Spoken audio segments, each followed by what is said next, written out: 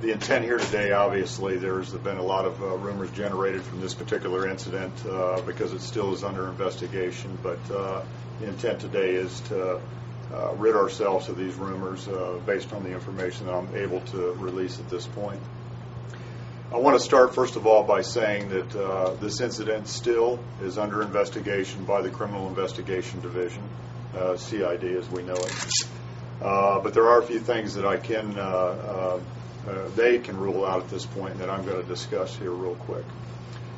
First of all, there was no forced entry or break-in into the home in this incident. There was no sexual assault of any type as part of this incident. In fact, all or any type of foul play has been ruled out at this point. All indications in the home point to the fact that this was self-inflicted trauma.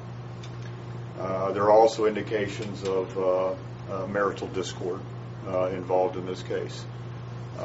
And again, I just want to remind everyone that this incident is still under investigation. And like any investigation of this type, criminal in nature, that it has to be investigated thoroughly. And until such time that all the facts come back, this will not be released to the public. But I can assure you they are working this investigation as fast as they can. But they want to be thorough, and at the point where all the information has come back and they have the facts, then it will be released to the public.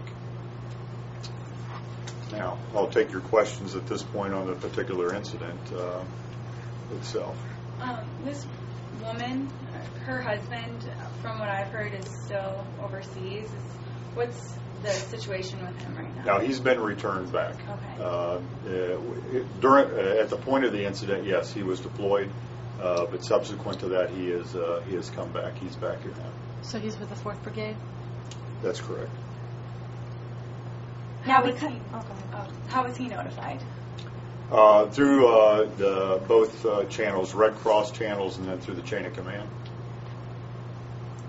Now, because of the rumors, have you guys increased any kind of security measures or anything that you guys can talk about as far as that?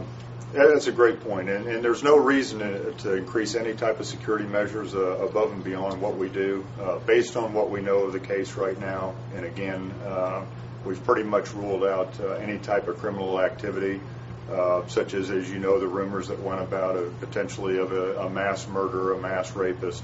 Those are all just rumors. And based on what I just told you today, all foul play in this case, any type of foul play has been ruled out. So we continue to do all of the normal police checks and community policing and security at the gates that we normally do. Because there is no indications in this case that anything above that, there's no criminal threat out there that exists to our soldiers and families on the installation.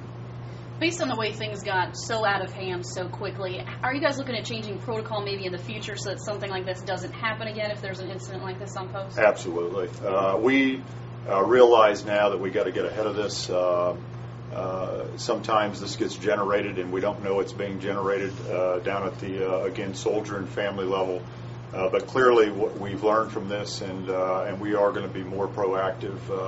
I am going to be more proactive in the future in getting what we know out to the community.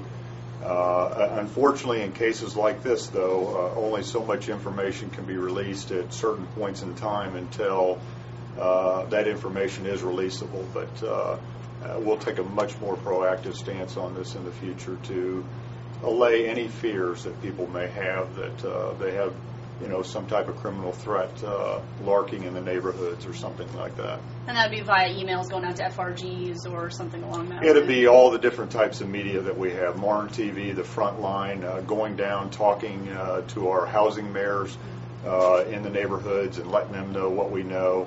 And yes, talking through the commands to the FRGs, again, to allay any fears that something, again, some type of criminal threat exists out there.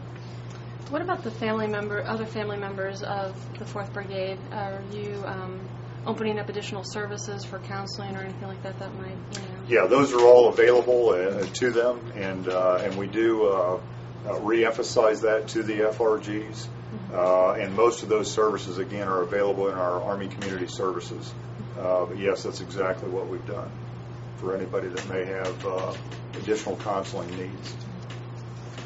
We all know rumors are damaging wherever it is. Why are they especially a problem on military posts when units are deployed?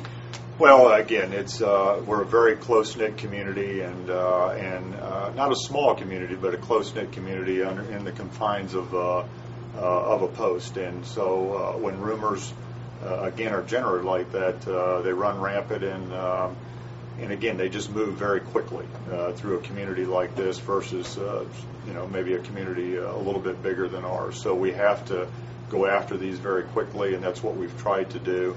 But there's still anxiety out there, especially during deployments where we've got, spouses by themselves with their children, and so we take that very seriously, and we try to again reduce that anxiety or that fear that they may be feeling, and by getting the correct information out. And that's why I'm releasing what I am today.